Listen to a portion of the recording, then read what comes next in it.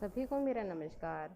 मैं श्रीमती पूजा पाठक, शासकीय उच्चतर माध्यमिक विद्यालय भैंसमा, जिला कोरबा से आज यहाँ आप लोगों के समक्ष कक्षा 11वीं के विषय गणित के अनुक्रम तथा श्रेणी के टॉपिक को लेकर प्रस्तुत हूँ। तो आज हम पढ़ेंगे अनुक्रम तथा श्रेणी। अध्याय 9 अनुक्रम तथा श्रेणी, सीक्वेंस एंड सीरीज, इसके बारे में हम पढ़ेंगे। हमने पहले भी अनुक्रम या सीक्वेंस पढ़ चुका है। क्या होता है अनुक्रम? तो अनुक्रम होता है संख्याओं का एक समूह, जैसे हम लोग बोल सकते हैं, जिसमें संख्याओं को किसी क्रम में एक निश्चित नियम के अनुसार रखा गया हो।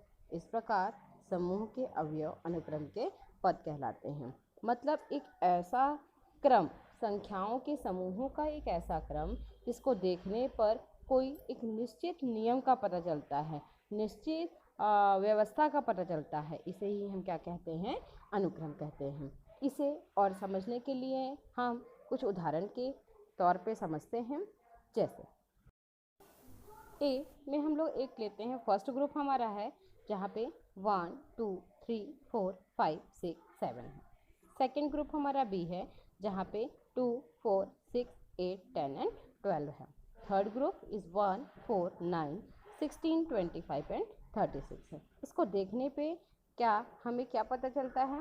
हम देख रहे हैं कि फर्स्ट ग्रुप में जो अंतराल है नंबरों का वह एक एक का है। मतलब एक के बाद दो, दो के बाद तीन, तीन के बाद चार और 5 6 7, इस प्रकार से हर नंबर में एक एक नंबर जोड़ दिया गया है तो अगला पद प्राप्त हुआ है। तो सेकेंड ग्रुप में आते हैं तो हम देखते हैं 2 4 6 8 10 12, ये हमको 2 का पहाड़ा दिख रहा है।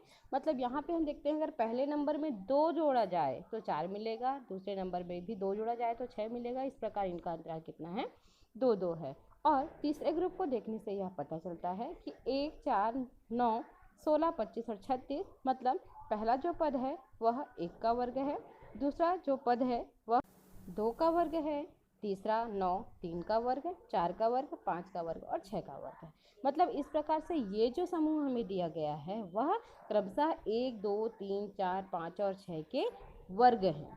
तो इसे देखने से हमें, अगर हम तीनों के बारे में, तीनों समूहों के बारे में बात करें तो हमें यह पता चलता है कि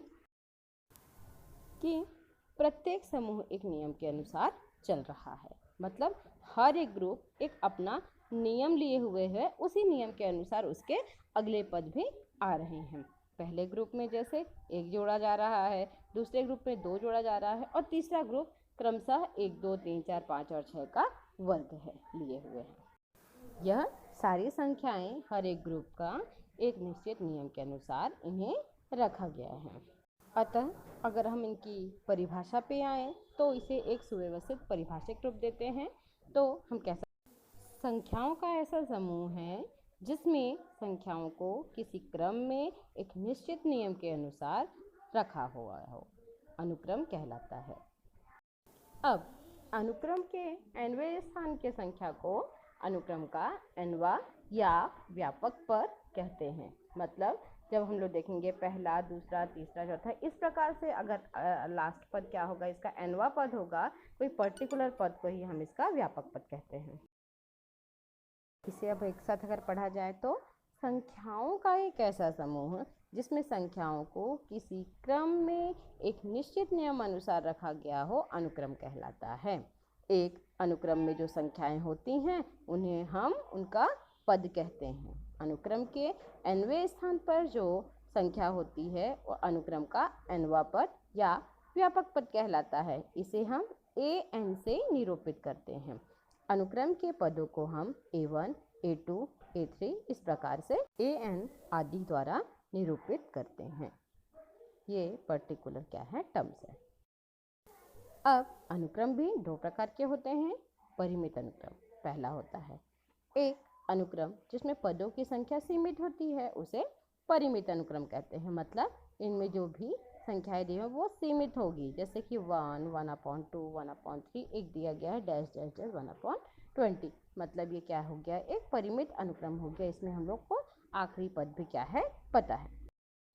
इसका दूसरा प्रकार है अपरिमित अनुक्रम। नाम से स्पष्ट है, एक अनुक्रम जिसमें पदों की संख्या सीमित नहीं होती है उसे अपरिमित अनुक्रम कहते हैं। उदाहरण के लिए जैसे 1/2, 1/3, dash dash dash, 1/n dash dash dash एक अपरिमित अनुक्रम है, क्योंकि यहाँ पे डैश डैश लगा है, हमें लास्ट पद पता नहीं है। अब हम आते हैं श्रेणी पर। अनुक्रम के बाद हम अपनी श्रेणी या सीरीज के बारे में पढ़ते हैं। तो क्या होती है श्रेणी? अनुक्रम के पदों के बीच में यदि धनात्मक या ऋणात्मक चिन्ह होता है तो वह श्रेणी में परिवर्तित हो जाती है। जैसे 1 धन 3 धन 5 धन 7 धन डैश डैश डैश, 3 ऋण 6 धन 12 ऋण 24 धन डैश डैश डैश, 1/2 धन 1/5 धन 1/8 धन 1/11 धन डैश डैश डैश। ये धन और ऋण चिन्हों से जुड़ी हुई हैं, इन्हें हम श्रेणी कहते हैं। अब श्रेणी जो होती है वो दो प्रकार की होती है, परिमित एवं अपरिमित श्रेणी, फाइनाइट एंड इनफाइनाइट सीरीज। श्रेणियाँ दो प्रकार की होती हैं। पहला हम लोग परिमित श्रेणी के बारे में जानते हैं। वह श्रेणी जिनमें पदों की संख्या सीमित होती है, जैसे कि 1 धन 4 धन 7 धन 10 धन डैश डैश डैश n पदों तक। यहाँ पे सीमित पद है, मतलब हमको n का मान पता होगा, पदों की संख्या हम ज्ञात कर सकते हैं, इसलिए क्या हो गई, ये परिमित श्रेणी हो गई। एवं इसको इस प्रकार से लिख सकते हैं, a धन b धन a धन 2b धन a धन 3b, इस प्रकार से चलते चलते n पदों तक जाएगा। दूसरा जो होता है वह अपरिमित श्रेणी होती है। अपरिमित या अनंत श्रेणी, वह श्रेणी जिसमें पदों की संख्या असीमित होती है, इसे हम लोग असीमित या अनंत श्रेणी कहते हैं। जैसे a धन ar का वर्ग धन डैश डैश डैश अनंत पदों तक बोल दी है, ये क्या हो गई, हमारी अनंत श्रेणी के अंतर्गत आती है। अगर इनका एक साथ अध्ययन किया जाए तो हम बोल सकते हैं श्रेणी या प्रोग्रेशन। यदि a1 a2 a3 dash dash dash an dash dash अनुक्रम है तो व्यंजक a1 plus a2 plus a3 plus dash dash dash an plus dash dash dash को हम श्रेणी कहते हैं। श्रेणी परिमित तथा अपरिमित होती है। यदि अनुक्रम क्रमशः परिमित अथवा अपरिमित है तो श्रेणी को संधि रीति में प्रदर्शित करते हैं, जिसे कि हम सिग्मा संकेत कहते हैं। इसके लिए ग्रीक अक्षर संकेत सिग्मा का उपयोग होता है, जिसका अर्थ होता है जोड़ना। इसलिए अगर a1 plus a2 plus a3 को जोड़ा जाए डैश डैश डैश an तक, तो हम इसे इस प्रकार से लिख सकते हैं, sigma k is equal to 1 to n a k, मतलब ये k का मान 1 2 3 4 से लेके n तक जाएगा। आइए अब हम सीखते हैं कि अगर nवां पद दिया हुआ हो तो अनुक्रम की श्रेणी कैसे प्राप्त की जाती है। मतलब यहाँ पे अनुक्रमों के प्रथम 5 पद लिखना है जहाँ पे nवां पद दिया गया हो। क्वेश्चन लेते हैं, an is equal to n into n plus 2 है, तो इसे कैसे हल करेंगे।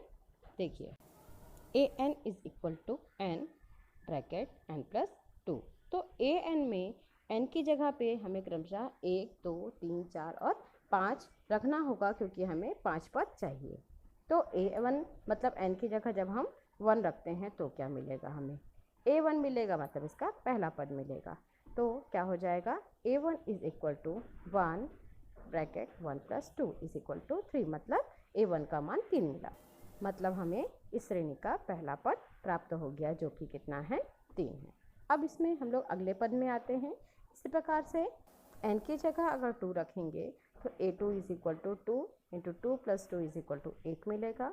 n इज इक्वल टू 3 रखेंगे तो 3 into 3 plus 2 is equal to 15 मिलेगा। a4 का मान ऐसे ही 24 मिलेगा और a5 इज इक्वल टू 35 मिलेगा। n की जगह हमें क्रमशः 1 2 3 4 और 5 रखने पर, तो हमें ये a1 a2 a3 a4 और a5 प्राप्त हो गया। अतः हम अपने अनुक्रम को लिख सकते हैं, क्या हो जाएगा, 3 8 15 24 एंड 35, ये हमारा हमें अनुक्रम प्राप्त हुआ। एक छोटा सा प्रश्न और लेते हैं, an is equal to 2 to the power n है। यहाँ पे भी अगर हमें 5 पद प्राप्त करने हैं तो n इज इक्वल टू 1 2 3 4 और 5 एक एक करके रखना होगा, जिससे हमें a1 is equal to 2 to the power 1 मतलब 2, A2 is equal to 2 square, that is 4. A3 is equal to 2 cube is 8. A4, that means 2 to the power 4 is 16 and A5 is equal to 2 to the power 5 is 32.